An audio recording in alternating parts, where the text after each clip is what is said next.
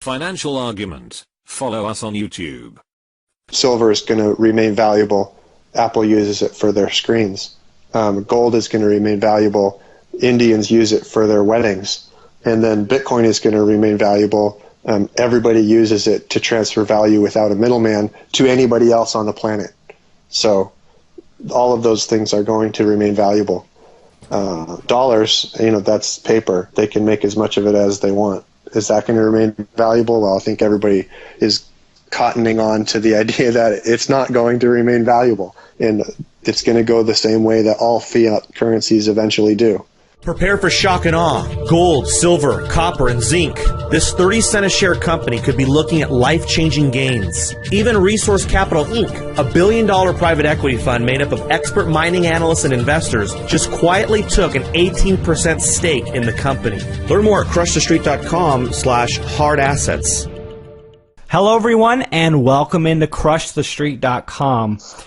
We're going to have a discussion today, a philosophical discussion. We're going to cover Bitcoin, and we're going to talk about government.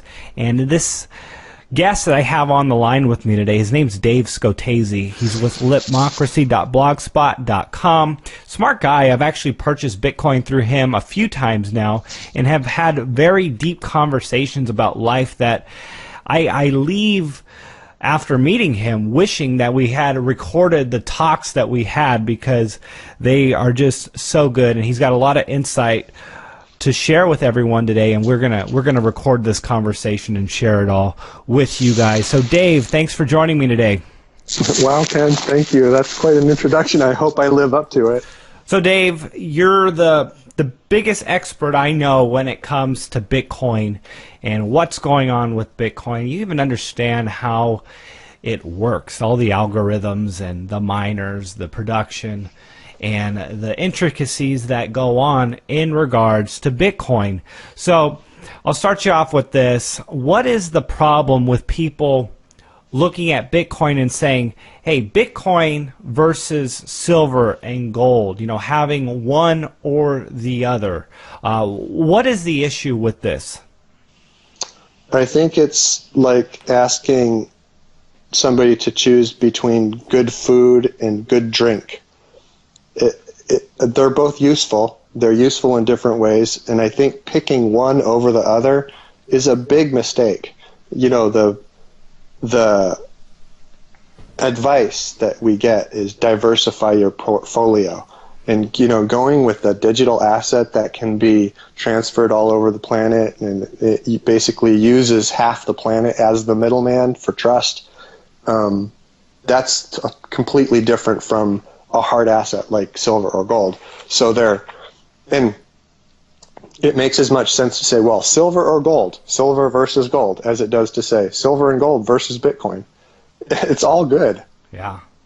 Well, Bitcoin has moved substantially. I'm looking at it right now. It's about 450, and it has moved. We've seen what silver has done in the last couple weeks. Silver is trading over $17 an ounce. What are we seeing with Bitcoin? Is this catching some of the commodity upswing?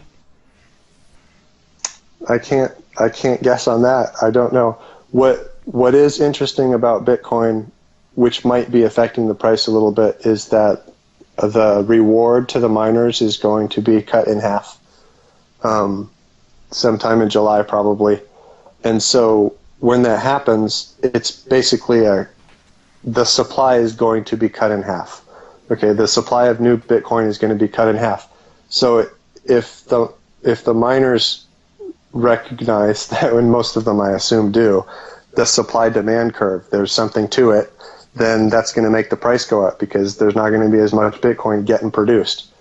And so that's going to make the price go up. Are we experiencing that now because people are planning ahead?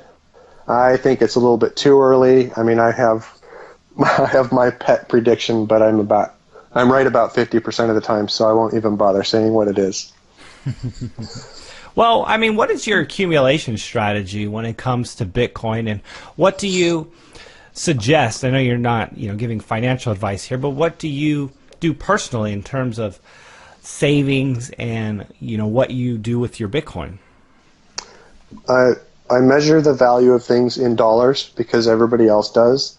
And then anything that's valuable, I think, depending on how easy it is to get and to store, put your savings into those things about evenly. So my liquid assets are Bitcoin and gold and silver, and that's three things, and I've got about 1/3 of my savings in each one. And that's my recommendation. Well, that's it is very aggressive compared to a lot of other people who say, hey, no more than 5%, no more than 10%. But you're a believer, though. You strongly believe in what you do. And what are your thoughts as to why to do this then, Dave? Is it currency diversification, the inevitable direction of the U.S. dollar? Well, you have to have, if you're going to have savings, you need to store it somehow. And to diversify your methods of storage, diversify the medium in which you store it. That's really the purpose it serves for me, is because I think silver is going to remain valuable. Apple uses it for their screens. Gold is going to remain valuable. Indians use it for their weddings. And then Bitcoin is going to remain valuable. Everybody uses it to transfer value without a middleman to anybody else on the planet. So all of those things are going to remain valuable. Dollars, that's paper. They can make as much of it as they want. Is that going to remain valuable? Well, I think everybody is cottoning on to the idea that it's not going to remain valuable, and it's going to go the same way that all fiat currencies eventually do. So, Dave, let's talk about the government here, and you've talked about this before with me, and we've had a conversation about extra governmental justice system based on no coercion. But, there's a lot of things that we can discuss regarding this issue, so I want you to kick it off with your thoughts just on this issue, and we'll go from there. Well, I think that a lot of people recognize some problems with the justice system that we have here in America. And I don't think it's just our country, but because, for example, the drug war has been exported, right, to lots of other countries, and which is a ridiculous thing to say people you're not allowed to grow certain plants because they affect the way you behave, and, it's really a personal responsibility issue, and take care of your friends and et cetera, but the authorities get involved. And that's just one piece of it. There's also, the Federal Reserve was created, and if you read G. Edward Griffin's book about the creature from Jekyll Island, it lays bare the fact that these bankers decided to basically defraud America by giving themselves permission to counterfeit money. Well, they call it print money. They create money out of thin air, and they lend it to the American people, and then they collect interest. Well, you're supposed to collect interest on money that you earned. I mean, there's all kinds of examples like that, and it's because people follow leaders, and they want leaders, and so they elect governments, and then the governments tell them the difference between right and wrong instead of letting them figure it out themselves. So I'm sorry, go ahead. No, I was just going to say, based on no coercion, respecting people, exactly. People being their own sovereign citizen. Anarchy kind of sounds like a curse word to a lot of people. It doesn't seem patriotic, but really all it is you are your own sovereign person and do no harm. That's the rule. Don't do harm. Don't inflict any harm on other people. And I think this is your idea of a more harmonious society. Would you agree with that? Yeah, that's a good way to enable anarchy.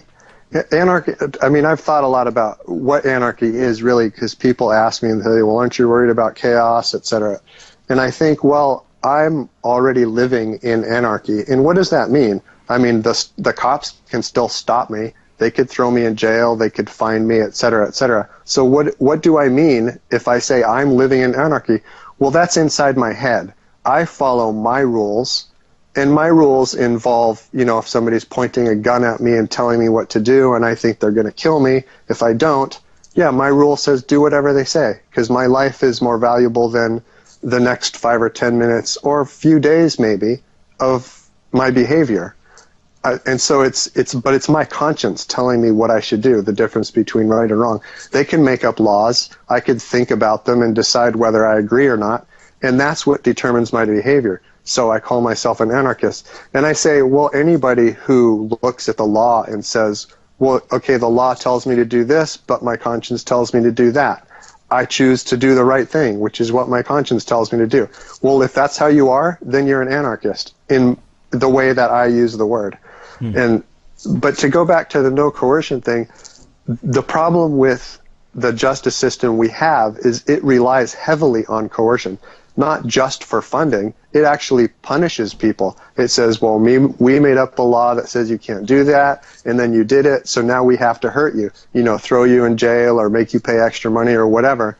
And then they do that to people, and that doesn't help. It might scare some people away from doing that thing that's supposedly bad, but what are the reasons that they shouldn't do it? Those reasons are not because other people will hurt you. That's a stupid reason. The reason is because that's hurting other people. Well, okay, who does it hurt when I run through a red light? Who does it hurt when I grow pot in my backyard? It doesn't hurt anybody, but there's still laws and they still feel obligated to punish. And so when I get to this extra governmental justice system that doesn't use any coercion, well, everybody can do that all the time. It's just be more aware of people who are doing bad things. Who's the cop who goes and snoops in the backyard and says, oh, I see you're growing pot plants, so I can get an arrest and I can get a promotion and I can get this and that and the other thing, so I'm going to go ahead and prosecute you. Well, that guy's being a jerk. And he's enabled to be a jerk by the legislators who made up the laws against growing pot or whatever.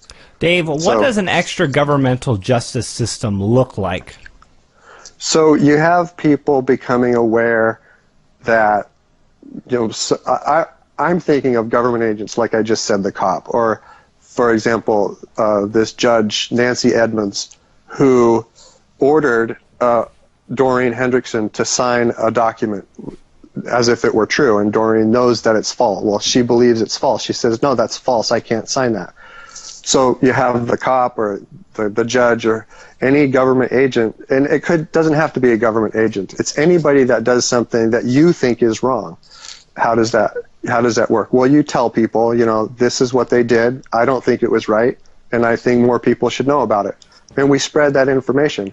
Well, when everybody knows that this person did this thing and lots of people feel like that wasn't the right thing to do, that person is going to get the message. They come into my store and I'm like, oh, I don't want to serve you because I know you did this thing and I don't like that. And there's a way for you to fix that, and I have no information that you're actually doing that. So fix it, and then you can go buy my stuff, or, have me fix your computer or whatever. And as more and more people understand, here's a person that did this bad stuff and we don't want to help them anymore, then they'll get the message. So you're talking about like a Yelp app for people. Sure. Basically, that's a good way to put it. A free market that reviews people, and then, that's kind of an interesting thing. I wonder what the problems that would arise with something like that. Obviously, what's that? I was talking to a lawyer, Robert Johnson, from the Institute for Justice yesterday about this idea, and the problem that he saw is, you could make up anything about somebody and then start spreading it. You go to this Yelp for People app and you start spreading rumors about people, and yeah, sure, that's a problem. That is an existing problem, and we have coercive laws against it. How much good do they do? Well, I don't know. Go to a high school and ask the jocks and the cheerleaders, and just ask people, what about rumors? Does the law help? No. You have to learn to tolerate it and, spread truth and collect evidence and talk to people and be open and honest. And Sure, certainly in school, it's a little more difficult because they cram everybody together. You don't have freedom of association. But once you're out, if somebody badmouths you or libels you or whatever, you defend yourself somehow. And we do that now, and we'll continue doing that. That's the problem this lawyer came up with from the Institute for Justice. And I explained more to him, and he was like, well, yeah, it sounds like a good idea, so I'm glad you're having me talk about it now. Well, I mean, it is very interesting, and the laws, of course, now that are in place is, serving people equally, no discrimination, and I think a lot of people might fear, let's say, you take a certain ethnic group, because I know this would be a liberal argument for it, and say that this group is committing a higher percentage of crimes, so maybe your app would categorize a certain ethnic group if they were to start doing statistics on it and say, oh, look, you're discriminating against these people. And then, of course, the laws now are to make sure people aren't discriminated against in this sort of fashion. People kind of have this group thing and say, okay, we're not going to serve, red-haired individuals type of thing. Because of whatever. Sure. Yeah, that would be a problem. I don't think the app would, if I designed it, it wouldn't have a function that says you could just pick a characteristic. You can't blame characteristics. What you blame is individuals. So identify the individual, and then you could put the blame in. And sure, somebody might start compiling statistics and discover that certainly people with red hair appear to be more intolerant or something, anything. Then they can compile statistics and they can go about trying to make generalizations and harm people in some particular group because of some trait. That's their problem. And the app would help show everybody that they have this problem. And that's one of the things about the laws against discrimination. When you have laws against discrimination, you can't tell, because people aren't willing to break the law. You can't tell who's a racist, who's going to treat you badly because you're black or whatever. You can't tell because they're not allowed to show it, not officially. You have to go in there and get served and then wonder, well, that guy's kind of weird when he's around me. I wonder if it's because of my skin color, because I'm Asian, or because I'm Mexican, or because I'm black, or whatever. And you don't know, because he's not allowed to discriminate openly because there's a law against it. Well, if there was no law, people would know, oh yeah, that restaurant doesn't like black people, it doesn't like Mexicans, whatever. So, and over time, that restaurant is going to do more poorly because a certain chunk of the population spends their money elsewhere. That's that's a traditional libertarian argument. And I think there's some truth to it. Yeah. Let people do what they want, and they will shoot themselves in the foot. Stop making it illegal for people to hurt themselves. Have you done any thinking about how that worked out, though, let's say in the 1950s, 1940s, when segregation was part of the government, part of society? And I mean, I wasn't around back then, and I don't know what the argument would be, but I'm sure people would say, hey, it was just ingrained in society to not like certain people. It was ingrained in society by the legal system. There were, what was separate but equal, that was a law. Segregated schools, that was a law. When you try to analyze history, and you can't distinguish between what did the legislators create in society and what did society create in society, how do you tease those things apart?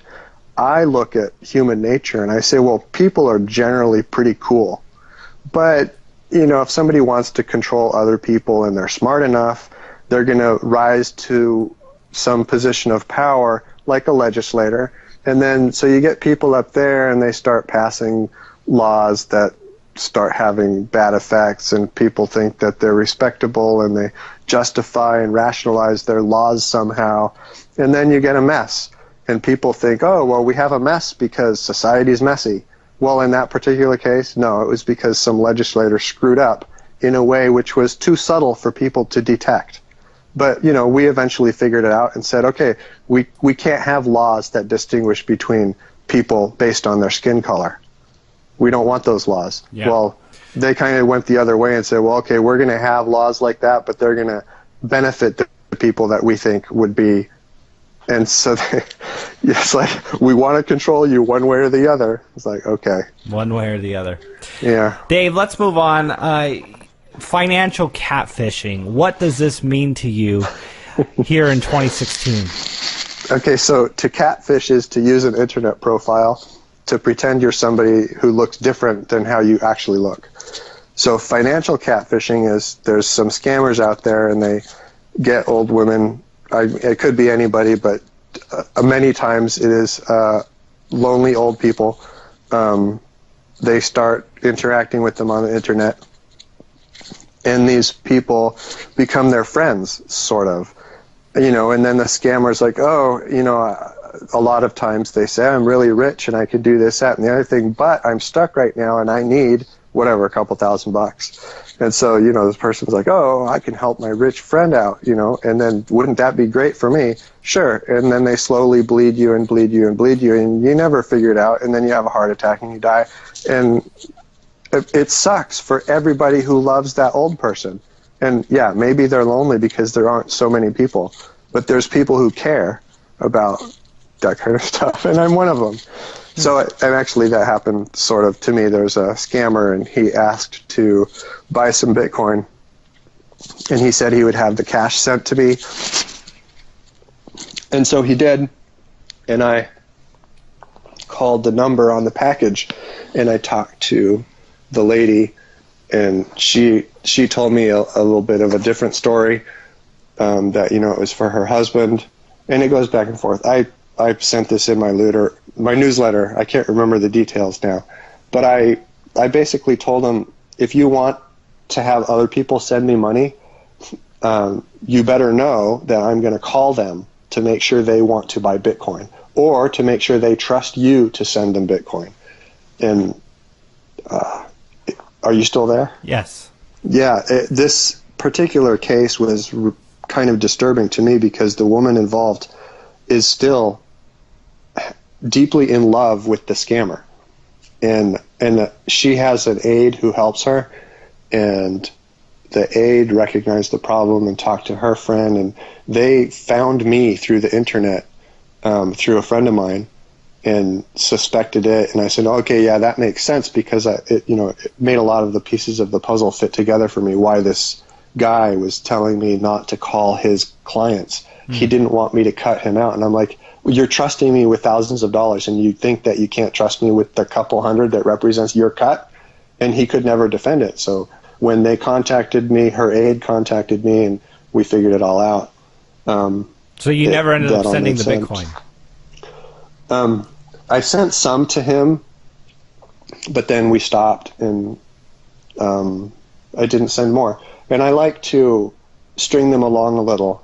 I like to put scammers in a position where they don't realize that they've been caught. Because what am I going to do? I could yell at them. That doesn't do any good. Really, my goal is to show them that if they did what I'm doing, be honest and open with people, to develop trust over time, you can make a lot more than what you're doing. Maybe you can make more money than I can, but you're running all the time and you're scared all the time that you're going to get caught. That doesn't happen to me. Why don't you do what I'm doing instead? It'd make the world a better place. Yeah, no, good point, Dave. I mean, is this at all, do you have any thoughts as to how this would be solved in a more free market environment, a more uncontrolled justice system that it does not use coercion to implement the rules?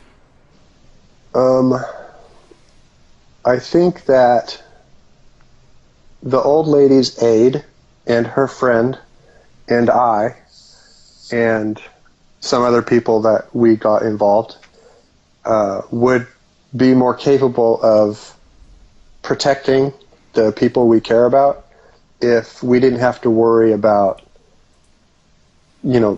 laws. There's certain laws that, like, I can't suppose openly that a person with a particular name is cheating people. I can't openly suppose that, because then I'm liable for, a crime of libel or whatever, until I have proof. If I have proof, I can publish the proof. But if I just want people to raise their raise their alert levels when dealing with this particular person, I can't do that, because, I could be sued, which isn't necessarily the legal system. That's actually possibly extra legal, because even if we had no government and no coercion, you could still say, hey, you said this thing about me and it made a lot of people pissed off and it hurt me, so I think you need to pay me back. And I would agree with that. So maybe I'm damaging the point I'm trying to make. No, sounds good. So, Dave, I want to get your closing thoughts here, kind of your life philosophy when it comes to how you live. You have kids, your family, and essentially your happiness. Obviously, you do a lot of research, you read a lot of things, and you wrap your mind around a lot of concepts that would otherwise kind of bother most people who are drawing the same conclusions that you are. But in the end, each day that goes by is one day closer to the grave. So how do you cope with just being happy, moving forward, and living your life in line with the problems that are facing us all around? Well, I guess I like to learn. Somebody explained that the reason we laugh at jokes is that we get it, and it's a little nugget of joy, and joy makes us laugh. So when you figure something out, it makes you feel joy. And yeah, a lot of the stuff I figure out is that there's horrible people doing horrible things. But I think of a light in a room full of ugliness, ugly sculptures and ugly paintings and dirt and maybe rat poop, whatever, whatever it is, it's your room. You could go in there and leave the light off because it's so disgusting that you don't want to see it, or you could turn the light on, and that's going to motivate you to start cleaning it up. And I want people to turn the lights on. So I'm learning this stuff and I'm telling people about it, and sure, it's disturbing, but sometimes somebody says, oh yeah, then what about we could do this, and that would help. That would help with this problem that has been identified. And that's what I'm looking for. Lots of people to do that and contribute to identifying the horrible things that are happening and the people that are causing them or helping them come about, and we do something about it to make it harder for them and easier for them to do better, to do good things instead of bad things. I think a lot of the guests that I have on the show would connect with what you said right there. What a great illustration of the world we're living in, and just kind of how to move forward through it all, through the problems that we do see. So if people want to learn more about you, follow your work, where would they go and what would they find? I have a blog, pretty much my most personal blog, which is litmocracy.blogspot.com, and you mentioned that. I have a newsletter I use to encourage people to become Bitcoin dealers. Or a friend said, no, it's digital currency broker, because then you don't sound like drug dealer, which turns people off. Okay, I'm a digital currency broker, and I have a newsletter that helps people become digital currency brokers, and you can make a little bit of money. And if you're really good at customer service and responding to people, then you could make a lot of money. That's a lot of what I'm doing. So, and that newsletter is available if you go to localbitcoins.com, and then you type in my username as the profile. That's actually kind of complicated. Maybe you could just put a link to it. Sure. For people. Yeah, we'll be sure to do that. Dave, again, thanks for coming on the show and chatting with me today. I look forward to seeing you and doing more interviews in the future. Excellent. Thank you.